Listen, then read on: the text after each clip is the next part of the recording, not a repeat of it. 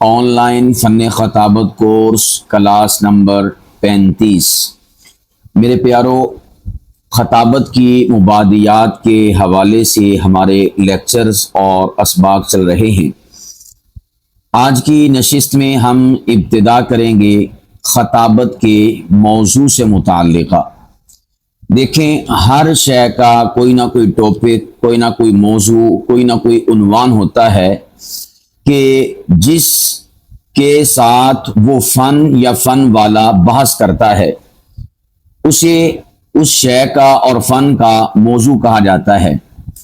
مثال کے طور پر ایک نحوی ہے، عربی گرامر والا، تو نحوی کس شے سے بحث کرتا ہے، نحو کا موضوع کیا ہے یا نحوی کا موضوع کیا ہے؟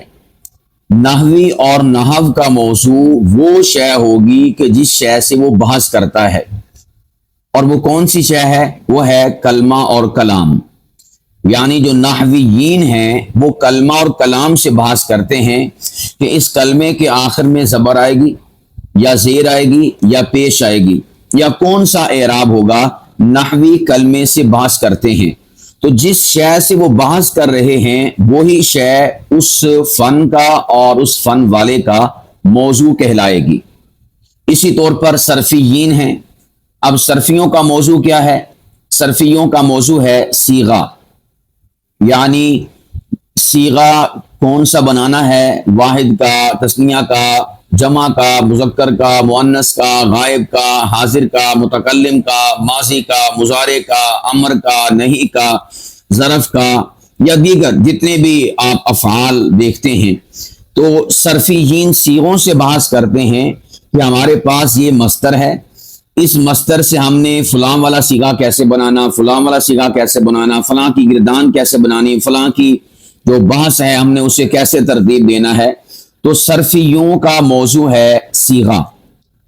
اسی طور پر اگر آپ سے میں پوچھوں کہ مستریوں کا موضوع کیا ہے، تو مستریوں کا موضوع ہے عمارت۔ مستری عمارت سے بحث کرتا ہے، یعنی اس کا فن اور اس کی شخصیت کا پورا جو دار و مدار ہے وہ عمارت کے گرد ہوتا ہے۔ تو عمارت مستری کا موضوع ہے، صیغہ صرفیوں کا موضوع ہے، اور کلمہ اور کلام نحویوں کا موضوع ہے۔ باڈی، جسم، یہ ڈاکٹر کا موضوع ہے۔ اب سوال یہ پیدا ہوتا ہے کہ یہ جو خطابت ہے اور خطیب ہے، اس کا موضوع کیا ہے؟ یعنی یہ کس شے سے بحث کرتا ہے؟ اس کے علم کا، ٹیلنٹ کا، صلاحیت کا اور اس کی اس خصوصیت کا دار و مدار بحث کے اعتبار سے کس شے کے ساتھ ہے؟ یہ ایسا سوال ہے کہ اگر ہم اس سوال کو حل کر لیں اور اس کا جواب تلاش کر لیں تو یقین جانے کہ بہت ساری ہمارے لیے آسانیاں ہو سکتی ہیں، ہماری جو منزل ہے وہ بالکل واضح ہو سکتی ہے کہ ہماری منزل کیا ہے۔ جب یہ سوال کیا جاتا ہے کہ خطبہ کا یا خطابت کا موضوع کیا ہے، تو بسا اوقات ہمیں جواب ملتا ہے کہ خطبہ اور خطابت کا موضوع ہے قرآن پاک، اس کا موضوع ہے حدیث پاک، یا اس کا موضوع ہے اسلام، یا اس کا موضوع ہے فن خطابت، بعض یوں بھی کہہ دیتے ہیں۔ میں آپ احباب کے سامنے ایک جملہ ایسا بولوں گا کہ وہ جملہ خطبہ اور خطابت کے موضوع کو کما حقہ کور کرے گا، اور یوں سمجھیے کہ جو خطبہ اور خطابت کا مقصود اور مطمع نظر ہے وہ بھی اس سے چھلکتا ہوا آپ کو دکھائی دے گا۔ وہ جملہ کون سا ہے؟ میرے پیارو، سوال یہ کیا جائے کہ خطبہ اور خطابت کا موضوع کیا ہے، یعنی خطبہ اور خطابت کس شے سے بحث کرتے ہیں، کس شے کو زیر بحث لاتے ہیں، تو جواب ہے خطبہ اور خطابت کا موضوع ہے خالق کا پیغام مخلوق کے نام۔ یہ خطبہ اور خطابت کا موضوع ہے۔ یہ میں فنی لحاظ سے آپ احباب کے گوش گزار کر رہا ہوں۔ وہ احباب کے جو فن خطابت کورسز کرواتے ہیں، یا وہ احباب کے جو فن خطابت کورس کرتے ہیں، یا وہ احباب کے جو خطابت کے فن سے کچھ سیکھنا سمجھنا چاہتے ہیں، تو ظاہر سی بات ہے کہ ابتدا میں مبادیات ہوتی ہیں کہ جس سے فن کی پہچان ہوتی ہے۔ تو میں ان سبھی کے لیے یہ جملہ عرض کر رہا ہوں کہ اگر آپ فن خطابت کورس کرواتے ہیں تو آپ نے اپنے شائقین، طلباء، متعلمین کو یہ بتانا ہے کہ بیٹا خطابت کا موضوع ہے خالق کا پیغام مخلوق کے نام، یہ اس کا موضوع ہے۔ یہ جملہ جو میں نے آپ کے سامنے عرض کیا ہے نا، یہ جملہ بڑا جامع معنی ہے، بڑا پاورفل جملہ ہے اور اپنے موضوع کو گھیرے ہوئے ہے، اور جو اس کی ابحاث ہیں ان کو یہ شامل اور داخل ہے۔ میں اس جملے کی آپ کے سامنے وضاحت بھی عرض کر دیتا ہوں۔ جملہ ہم نے بولا خالق کا پیغام مخلوق کے نام، یہ خطابت اور خطباء کا موضوع ہے۔ نمبر 1، اس سے یہ پتہ چلا کہ خطباء کو اس موضوع سے باہر نہیں جانا چاہیے، یعنی وہ جب بھی کلام اور گفتگو کریں تو انہیں چاہیے کہ وہ خالق کا پیغام مخلوق کے نام جو ہے، جس موضوع سے متعلقہ، جس شے سے متعلقہ، اسی کو لوگوں کے سامنے بیان کرے، اس کے علاوہ کچھ اور بیان نہ کرے، یا اس کے علاوہ کچھ بیان کرے بھی صحیح تو وہ بیان کردہ چیز خالق کا جو پیغام مخلوق کے نام ہے، اس کے جو اصول اور ضابطے موجود ہیں، انہی اصول و ضوابط کے تناظر میں وہ بات کسی کے سامنے بیان کرے۔ میں اس کو مزید کھولتا ہوں تاکہ آپ سمجھ سکیں۔ دیکھیں، سب سے پہلے تو میں سادہ انداز میں آپ کے سامنے ذکر کرتا ہوں۔ ایک عالم، ایک خطیب آتا ہے اور گفتگو فرماتا ہے۔ اب جب وہ گفتگو کرتا ہے تو آپ خود سوچیں کہ اس کی جو گفتگو ہے، اس کی گفتگو میں مین شے جس کے گرد سارا کا سارا موضوع گردش کر رہا ہوتا ہے وہ کون سی ہوتی ہے؟ مثال کے طور پر وہ آتا ہے اور آ کر توحید باری تعالیٰ پر بیان کرتا ہے، تو اب وہ جو توحید باری تعالیٰ سے متعلقہ بیان کر رہا ہے، کیا اس میں وہ کسی اور بندے کا پیغام مخلوق تک پہنچا رہا ہوتا ہے یا خالق کا پیغام مخلوق تک پہنچا رہا ہوتا ہے؟ توحید سے متعلقہ جو دلائل، براہین، تعلیمات، باتیں، اقوال، ارشادات، تنبیہات، نصیحتیں خالق نے مخلوق کو کی ہیں، وہ خطیب اپنی خطابت کے ذریعے سے وہی لوگوں کو بتاتا ہے نا۔ تو اس سے پتہ چلا کہ خطیب اور خطابت ان کا موضوع ہے خالق کا پیغام مخلوق کے نام، یعنی جب خطیب آئے گا، خطابت کرے گا، اس کا موضوع توحید ہوگا تو وہ توحید سے متعلقہ مخلوق کو خالق کا پیغام پہنچائے گا کہ بھئی اس حوالے سے خالق کا پیغام یہ ہے۔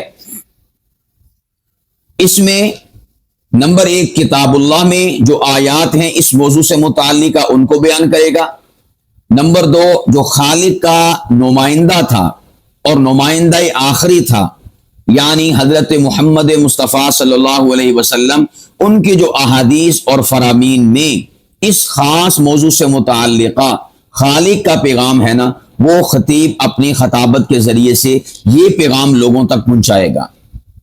یا اس کے علاوہ وہ خطیب اسپیشل اللہ سبحانہ و تعالیٰ کا فرمان یعنی بصورت آیت یا رسول پاک علیہ الصلوۃ والسلام کا فرمان بصورت حدیث نہیں پیش کرتا، اس کے اوپر کوئی عقلی، کوئی نقلی دلائل پیش کرتا ہے، تو وہ دلائل، وہ باتیں، وہ براہین، وہ چیزیں کتاب و سنت کے دلائل کے مطابق ہونی چاہیے، اس کے تناظر میں ہونی چاہیے، اس کی روشنی میں بیان کردہ ہونی چاہیے، اس سے ہٹ کر نہیں ہونی چاہیے۔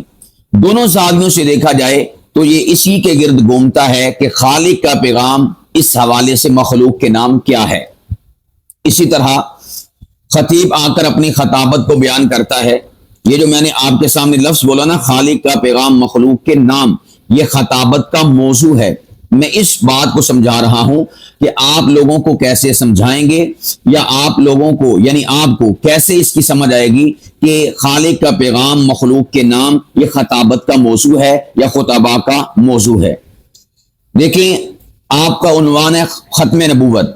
اب جب آپ نے ختم نبوت پر بیان کرنا ہے، آپ ہیں خطیب اور بذریعہ خطابت آپ نے بیان کرنا ہے اس موضوع پر، تو میں آپ سے پوچھتا ہوں کہ کیا آپ اس موضوع پر جب گفتگو کریں گے تو کیا آپ اپنی باتیں کریں گے؟ کیا اپنی طرف سے کوئی ختم نبوت کا مفہوم بیان کریں گے؟ نہیں، بلکہ ختم نبوت کے حوالے سے خالق کا پیغام مخلوق کے نام کیا ہے آپ اسے بیان کریں گے۔ تو اس سے پتہ چلا خطبہ اور خطابت کا موضوع کیا ہے؟ خالق کا پیغام مخلوق کے نام۔ اب ہر ایک موضوع اس کے ساتھ جڑتا چلا جائے گا۔ آپ کا عنوان ہے عظمت صحابہ۔ اب عظمت صحابہ کیا آپ اپنی طرف سے بیان کریں گے؟ یعنی اپنی طرف سے گھڑی ہوئی، اپنی طرف سے تراشی ہوئی، اپنی طرف سے طے شدہ بیان کریں گے؟ کسی صورت میں نہیں، بلکہ آپ عظمت صحابہ بیان کریں گے کہ یہ صحابہ کرام کی جماعت ہے اور اس جماعت کی عظمت کے حوالے سے خالق کا پیغام مخلوق کے نام کیا ہے۔ فَإِنْ آمَنُوا بِمِثْلِ مَا آمَنْتُمْ بِهِ فَقَدِ اهْتَدَوْا، آپ بیان کریں گے تو گویا خالق کا پیغام اس جماعت صحابہ سے متعلقہ کیا ہے۔ آپ بیان کریں گے اولئک کتب فی قلوبہم الایمان، پارہ نمبر 28 سورۃ المجادلہ رکوع سب سے آخری۔ گویا خالق کا پیغام اس جماعت کی عظمت سے متعلقہ مخلوق کے نام کیا ہے وہ آپ بیان کریں گے۔ اسی طور پر آپ کا بیان ہے حضرات جو اہل بیت ہیں ان کی عظمت و شان سے متعلقہ، تو کیا آپ اپنی طرف سے ان کی عظمت شان بیان کریں گے؟ بلکہ میں یوں کہوں گا تو بے جانا ہوگا کہ یہ اتنی خوبصورت بات میں نے آپ کے سامنے رکھ دی ہے کہ خطبہ اور خطابت کا موضوع وہ خالق کا پیغام مخلوق کے نام ہے، اس کے علاوہ اور کوئی موضوع نہیں ہے۔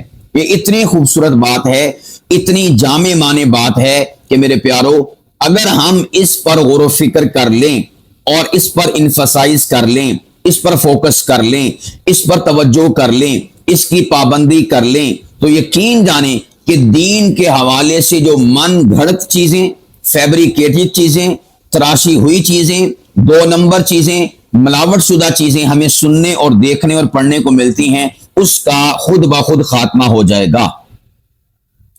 ہمارے ہاں جو دینی عقائد اور اعمال کے حوالے سے فساد پایا جاتا ہے نا، وہ یہی ہے کہ ہم اپنا پیغام مخلوق کے نام کسی شے سے متعلقہ دینا شروع کر دیتے ہیں، اس میں خالق کے پیغام کو ہم اگنور کر دیتے ہیں۔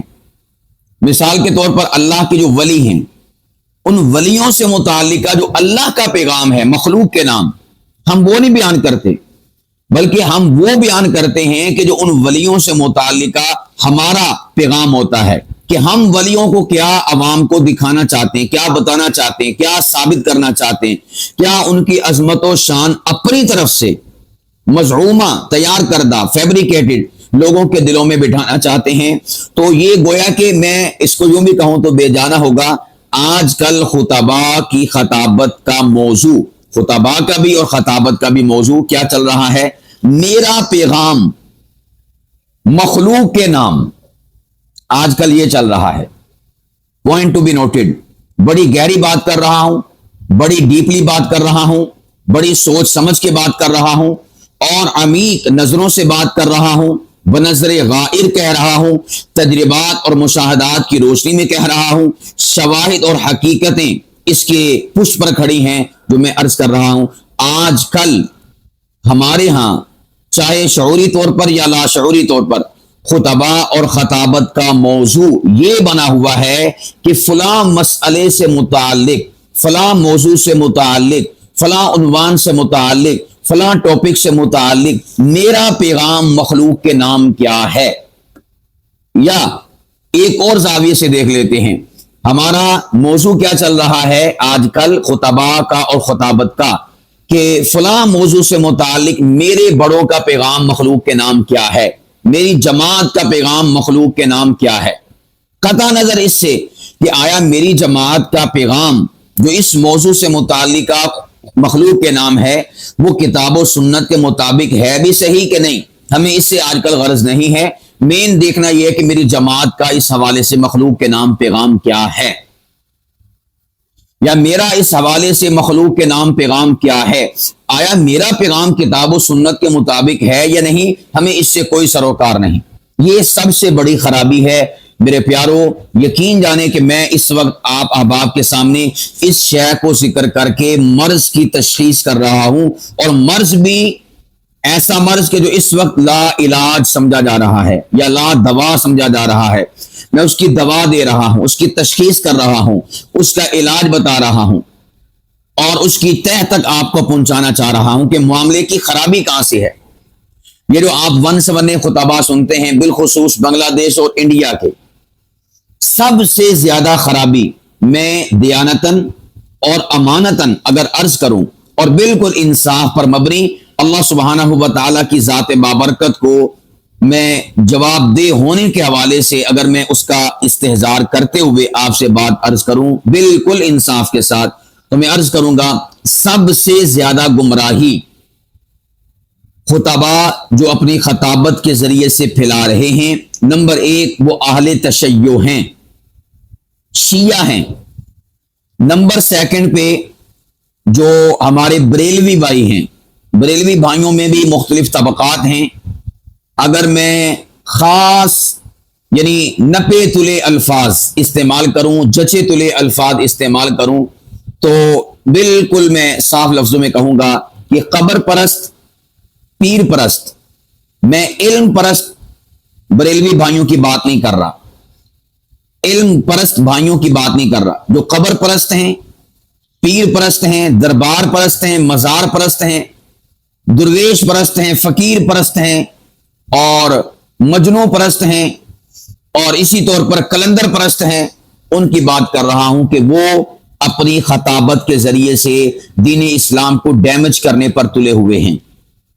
ان کی خطابت مضر ہے، نقصان دہ ہے، شر ہے ان کی خطابت۔ اور پھر اس میں بھی زیادہ سر فہرست جو خطبہ ہیں وہ بنگلہ دیش اور انڈیا کے خطبہ ہیں، ہمارے اس مسلک کے بھائیوں کے خطبہ۔ وہ اکثر و بیشتر کسی بھی دینی ٹاپک اور عنوان یا کسی مسئلے یا کسی عقیدے سے متعلقہ جو بات بیان کر رہے ہوتے ہیں نا، وہ خالق کا پیغام مخلوق کے نام نہیں ہوتا، وہ اپنا پیغام مخلوق کے نام ہوتا ہے، وہ میرے بزرگوں کا پیغام مخلوق کے نام ہوتا ہے، وہ جو بڑے میرے اکابر ہیں ان کا نام، ان کا پیغام مخلوق کے نام کیا ہے، وہ اس کو بیان کر رہے ہوتے ہیں۔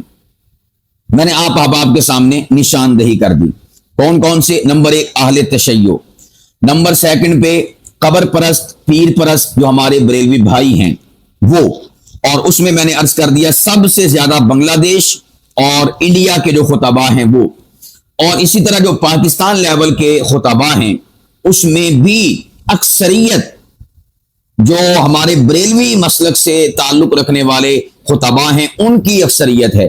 اور میں یہ بھی عرض کر دوں کہ بریلوی مسلک میں چنے ہوئے چیدہ چند ایک ایسے ہیں، انگلیوں پر گنے جا سکتے ہیں، کہ جن کا جو موضوع ہوتا ہے کوئی بھی اس حوالے سے جو بیان کر رہے ہوتے ہیں، خطابت کر رہے ہوتے ہیں، اس میں وہ خالق کا پیغام مخلوق کے نام پہنچائیں۔ یہ چند گنے ہوئے افراد اور چند گنے ہوئے خطبہ اور علماء ہیں، ورنہ اکثر و بیشتر یقین جانے کہ میں نے عرض کیا یہ بالکل دیانتداری اور انصاف کے ساتھ عرض کر رہا ہوں۔ اگر آپ احباب اس پر زیادہ غور و فکر کریں گے اور گہرے مطالعہ کے ذریعے سے آپ دیکھیں گے، آپ میری بات سے ایگری کریں گے۔ زمینی حقائق یہی ہیں، بریلوی مسلک میں چند گنے ہوئے افراد ہیں، بالکل گنے ہوئے، بہت تھوڑے، کہ جو کسی بھی عنوان سے متعلق خالق کا پیغام مخلوق کے نام پہنچاتے ہیں، ورنہ اکثر و بیشتر اپنا، اپنے بڑوں کا، بزرگوں کا، اکابرین کا، وہ میں نے پہلے عرض کر دیا کہ اگر بڑوں کا یا اپنا پیغام کتاب و سنت کے مطابق ہے تو سبحان اللہ، کوئی حرج والی بات نہیں، بلکہ بیسٹ اور بہترین ہے، اسلام اس کی اجازت دیتا ہے۔ جیسا کہ پارہ نمبر 12 سورہ یوسف سورہ نمبر 12 میں آتا ہے کہ حضرت یوسف علیہ السلام نے کہا تھا کہ میں اس خدا کو مانتا ہوں، اس دین پر ہوں جو میرے آبا و اجداد کا دین ہے، یعنی یعقوب کا، اسحاق کا اور حضرت ابراہیم علیہ السلام کا۔ چونکہ بڑے حق پر تھے تو اس لیے ان کا یہ کہنا بالکل درست ہے۔ اور خدا نہ کرے، جیسا کہ سورہ لقمان میں آتا ہے، پارہ نمبر 21 میں آتا ہے اور اس کا رکوع نمبر 3 ہے، اللہ پاک فرماتے ہیں کہ یہ جو لوگ کہتے ہیں کہ ہم اپنے بڑوں کی، آبا و اجداد کی پیروی کرتے، فرمایا اگرچہ ان کے پاس علم بھی نہ ہو، اگرچہ وہ سیدھے راستے پر بھی نہ ہو، پھر بھی تم پیروی کرو گے۔ گویا کہ گمراہ لوگوں کی پیروی کرنا اسلام کے ہاں معیوب اور معتوب ہے، ان کا نام لینا، ان کے نقش قدم پر چلنا اسلام کے ہاں معیوب اور معتوب ہے۔ اور اگر بڑے اکابر، آبا و اجداد یا کسی بھی حوالے سے بڑے، وہ اگر بالکل درست ٹریک پر ہیں، ہدایت پر ہیں، علم پر ہیں، سیدھے رستے پر ہیں، دلیل پر ہیں، حقیقت پر ہیں، ان کی پیروی کرنا، ان کے نقش قدم پر چلنا، ان کا نام لینا، یہ کتاب اللہ کی تعلیم بھی ہے اور سنت پیغمبر ہے حضرت یوسف علیہ الصلوۃ والسلام اور بھی دیگر انبیاء علیہ الصلوۃ والسلام۔ تو میرے پیارو، میں عرض کر رہا ہوں کہ اگر بڑوں کی بات کتاب و سنت میں گندی ہوئی ہے، یعنی وہ نص کتاب و سنت میں موجود نہیں، لیکن وہ جو بات سمجھانا چاہتے ہیں، دلیل دینا چاہتے ہیں، عقلی ہو، نقلی ہو یا منطقی ہو، لوجیکلی ہو، کسی بھی اعتبار سے کوئی مثال ہو، اگر وہ شے کتاب و سنت کے مطابق ہے تو پھر سبحان اللہ، پھر تو یہ کتاب اللہ کی تشریح ہے، پھر تو یہ کتاب اللہ فرمان مصطفیٰ کی تفسیر ہے۔ اور اگر اس سے ہٹ کے ہو، جیسا کہ ہوتا ہے، آپ جانتے ہیں، مثال کے طور پر مدد ایک اللہ سبحانہ و تعالی سے مانگنی ہے۔ اب اس حوالے سے کتنا کلیئر کٹ مفہوم ہے کتاب اللہ میں، سنت رسول اللہ میں، جس میں ذرا سا بھی شک شبہ نہیں، کوئی شائبہ نہیں ہے۔ لیکن ہمارے بریلوی بھائی، ان کے علماء اور خطباء، وہ کیا کرتے ہیں؟ غیر اللہ سے مدد مانگنے پر ایسے ایسے دلائل، ایسی باتیں اپنی طرف سے پیش کر رہے ہیں۔ تو یہی ہے جو میں نے عرض کیا کہ خالق کا پیغام مخلوق کے نام، اس عنوان، اس ٹاپک سے متعلقہ کیا ہے، اس کو بتانے کی بجائے میرا پیغام اس حوالے سے مخلوق کے نام کیا ہے، ہم اسے پہنچا رہے، اسے بتا رہے ہیں۔ اس لیے میں اپنے بریلوی بھائیوں سے، علماء سے، خطباء سے عرض کروں گا کہ خدا کے لیے دین پر رحم کریں۔ واللہ العظیم آپ ہمارے لیے بہت قابل احترام ہیں، قابل عزت ہیں۔ آپ کی رسپیکٹ اور آپ کا جو عظمت اور آپ کی شان ہے وہ ہمارے دلوں میں الحمدللہ بہت زیادہ۔ آپ ہمارے بھائی ہیں، ہم آپ کے بھائی ہیں، مسلمان بھائی ہیں، کلمہ گو بھائی ہیں، حضور پاک صلی اللہ علیہ وسلم کے امتی ہیں۔ تو میں ایک ہمدردی کے جذبے کے تحت آپ سے عرض کرتا ہوں کہ خدا کے لیے، نمبر ایک، یہ جو عنوان میں نے عرض کیا نا، خطابت کا موضوع، اس کو حفظ جاں بنا لیں۔ بہت بڑی غلطیوں سے آپ بچ جائیں گے، بہت بڑی خطاؤں سے آپ بچ جائیں گے۔ اور وہ کیا ہے کہ خالق کا پیغام مخلوق کے نام، بس آپ نے یہ لوگوں کے سامنے بیان کرنا ہے۔ اگر کوئی بات سمجھانی پڑے تفسیراً، تشریحاً، وضاحتاً، صراحتاً، تو وہ بات بھی ایسی ہو کہ جو کتاب اللہ اور سنت رسول اللہ کے مطابق ہو، اس کے تناظر میں ہو۔ اب اس کے بعد میں آگے بھی بڑھتا ہوں۔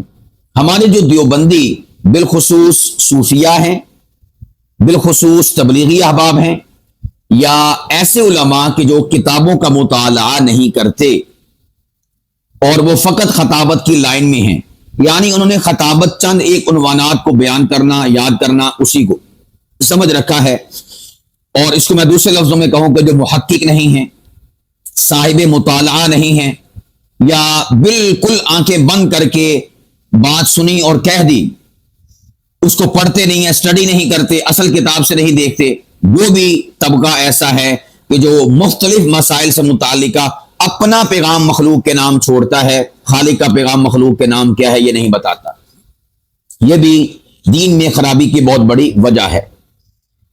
اور جو ہمارے اہل حدیث بھائی ہیں، میں انہیں اپریشیٹ کرتا ہوں، میں انہیں سیلوٹ کرتا ہوں کہ یہ الحمدللہ دیوبندی اور جو ہمارے بریلوی بھائی ہیں، علماء اور خطباء، ان سے کئی درجے، بلکہ یوں کہوں تو جو حقیقت ہے بھئی، وہ حقیقت تسلیم کرنی چاہیے، حقیقت سے انکار نہیں کرنا چاہیے۔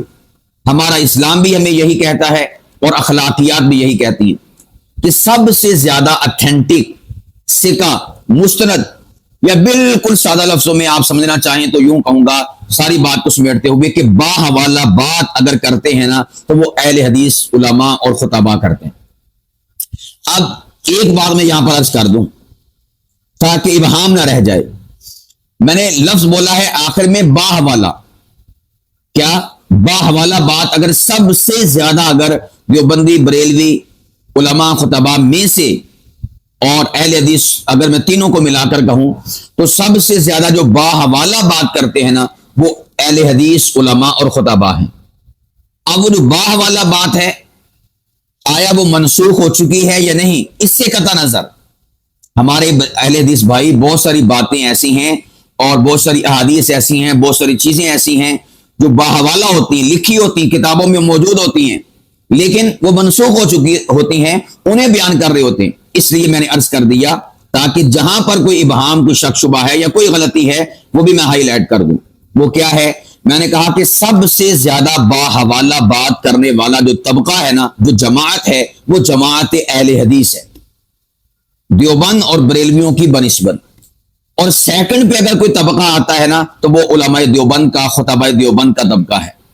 اور تیسرے نمبر پر جا کر چند گنے چنے افراد علماء خطباء ہیں مسلک بریلوی کے، جو باحوالہ بات کرتے ہیں۔ یہ میں نے آپ کے سامنے ایک کیٹیگری رکھ دی ہے، ایک گراف میں نے آپ کے سامنے رکھ دیا ہے، اور میں یقین جانے جیسے میں نے پہلے عرض کیا کہ میں بہت اس کو احتیاط کے ساتھ، یعنی احتیاط سے مراد ہے کہ یہ بات بیان کرتے ہوئے کہیں پر خطا نہ ہو جائے، کہیں پر میں اونچ نیچ کا شکار نہ ہو جاؤں، میں بالکل ترازو لے کر انصاف اور عدل کے ساتھ آپ کے سامنے رکھ رہا ہوں۔ امید واسق ہے کہ آپ احباب بھی اس سے ایگری کریں گے۔ ایگری کرنے سے مراد یہ نہیں کہ آپ نے بات سنی اور فوراً سے کوئی رائے دے دی یا فوراً سے کوئی تجزیہ کر دیا، تبصرہ کر دیا، نہیں۔ اس ایگری کرنے سے مراد یہ ہے کہ آپ اس کے اوپر ریسرچ کریں، اس پر تحقیق کریں، غور و فکر کریں۔ کیا طریقہ ہے غور و فکر کا؟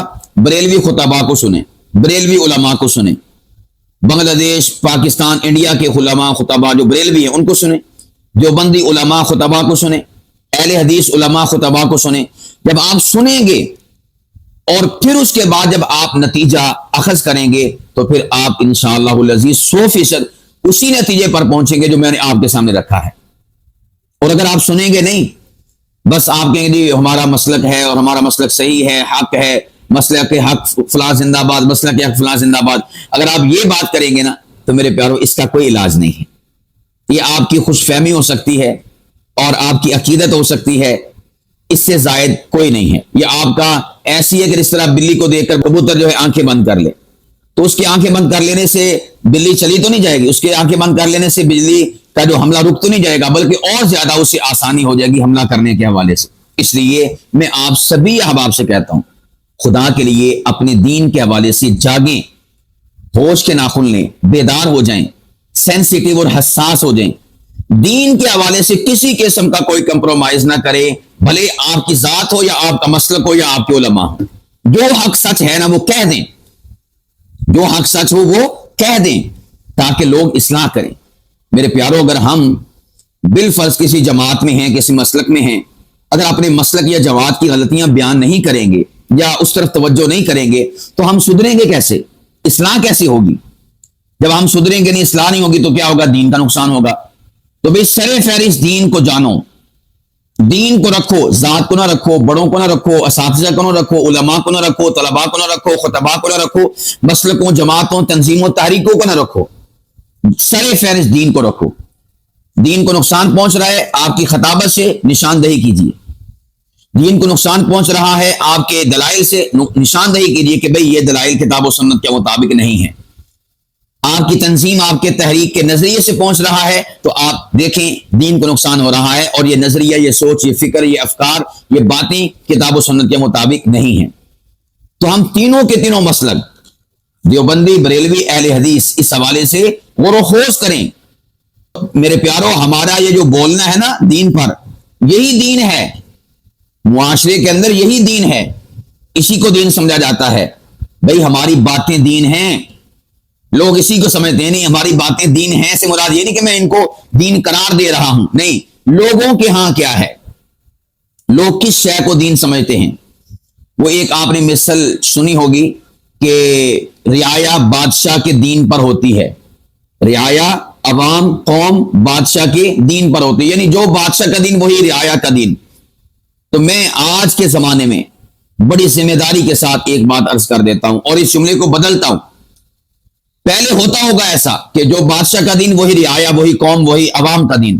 آج کے زمانے میں جو خطباء کا دین وہی عوام کا، قوم کا اور لوگوں کا دین ہے۔ پہلے زمانے میں رعایا، قوم اور لوگ اور عوام بادشاہ کے دین پر ہوا کرتے تھے۔ آج کے زمانے میں رعایا، قوم، لوگ خطباء کے دین پر ہیں، یعنی جو خطباء نے کہہ دیا عوام، لوگوں، ان کے نزدیک وہی دین ہے۔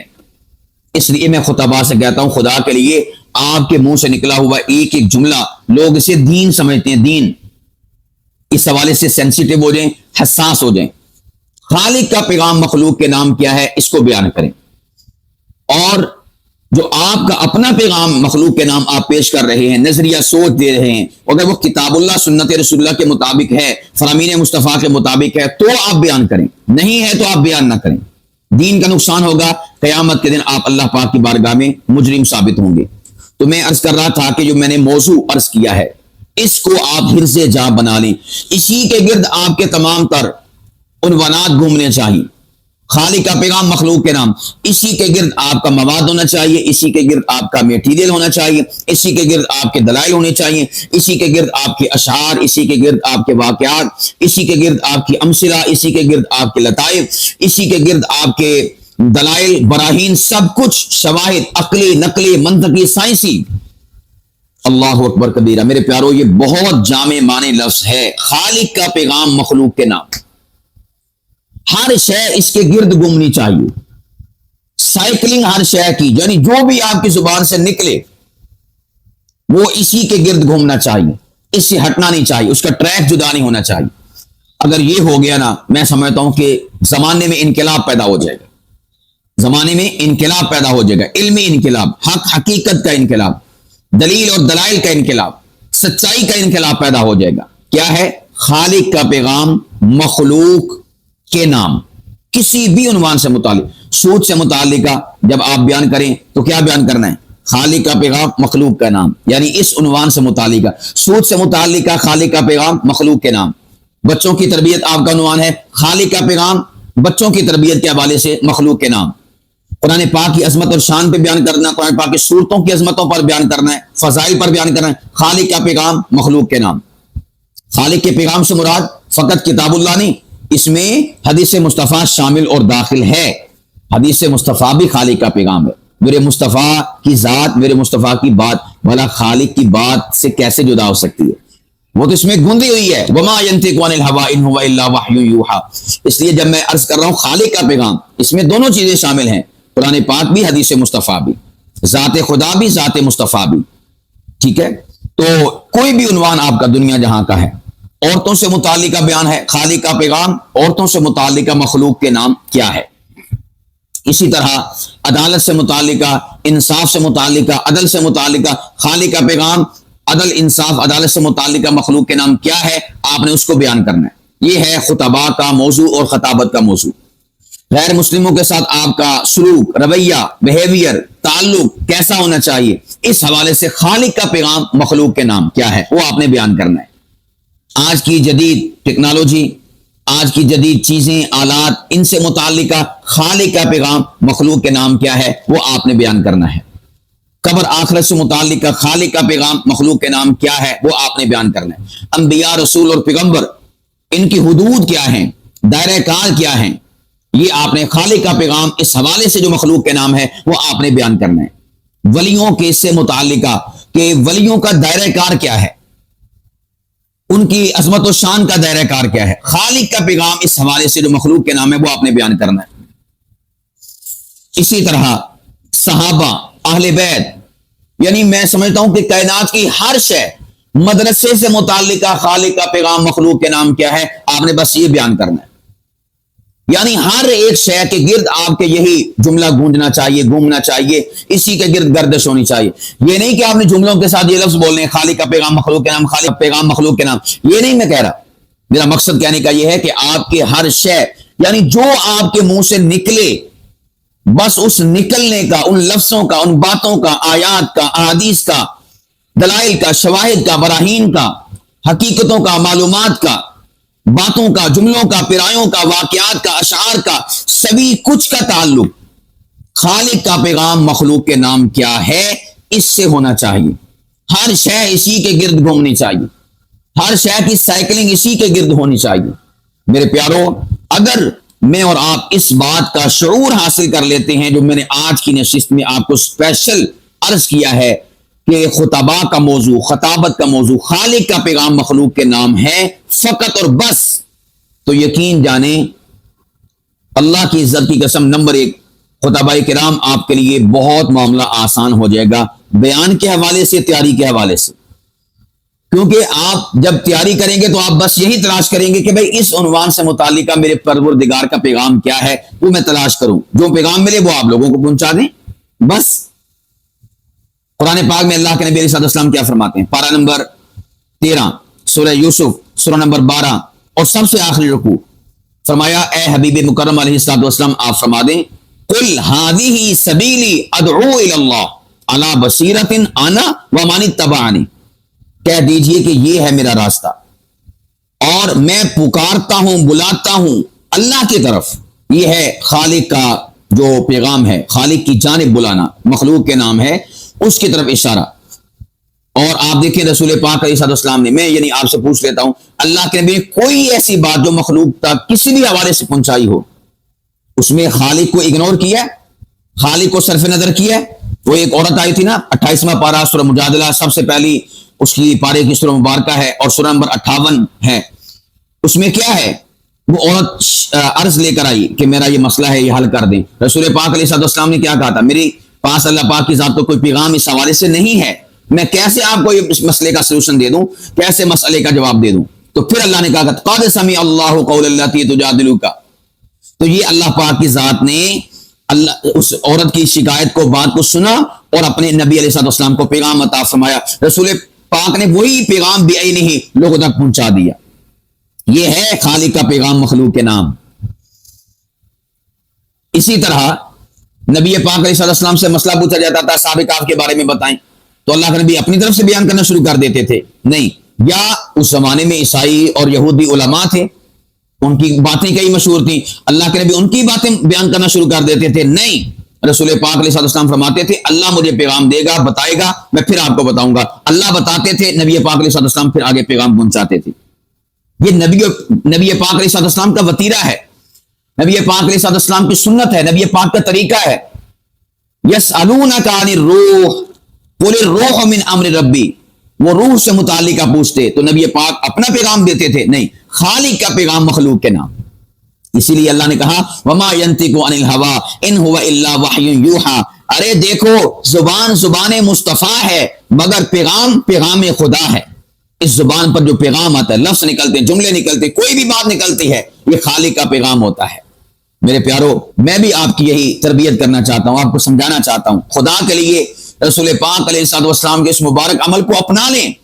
کوئی شخص آپ سے کوئی بات پوچھے تو آپ کہیں میں خالق کا پیغام آپ تک پہنچاؤں گا، ٹھیک ہے؟ کوئی بھی عنوان، کوئی بھی ٹاپک، اس کے اوپر میں 20 دلائل عرض کر سکتا ہوں۔ اس عنوان کو جو میں نے آپ کے سامنے رکھا ہے کہ خطابت کا اور خطباء کا موضوع کیا ہے، سبجیکٹ کیا ہے، زیر بحث ان کے لیے شے کیا ہے، تو وہ اس کے اوپر میں کئی دلائل دے سکتا ہوں۔ یہ میں نے آپ کے سامنے چند ایک دلائل رکھ دی ہیں سرسری طور پر کہ رسول پاک علیہ السلام، سوال میں آپ تک چھوڑے جا رہا ہوں اور بات کو ختم کرتا ہوں کہ آپ صلی اللہ علیہ وسلم مخلوق تک اپنی طرف سے کوئی پیغام دیتے تھے، پہنچاتے تھے، یا اللہ کا پیغام پہنچاتے اور دیتے تھے؟ اگر آپ کا جواب یہی ہے کہ ہاں نبی پاک علیہ السلام کا ایک ایک فرمان، ایک ایک بات، ایک ایک عمل، ایک ایک شے وہ خالق کا ہی پیغام ہوتا تھا، وہ خالق کا فرستادہ تھا میرا نبی، خالق کا بھیجا ہوا تھا میرا نبی، خالق کی ہی باتیں کرتا تھا میرا نبی، خالق کی بولی بولتا تھا میرا نبی، میرے پیاروں میں آپ سے کہتا ہوں ہر عنوان سے متعلقہ بولی بولو، اپنی نہیں، اپنے پروردگار کی، اپنے پروردگار کی بولی بولو، خالق کی بولی بولو۔ اب جس کے جی میں آئے وہی پائے روشنی، میں نے تو دیا جلا کر سر عام رکھ دیا ہے۔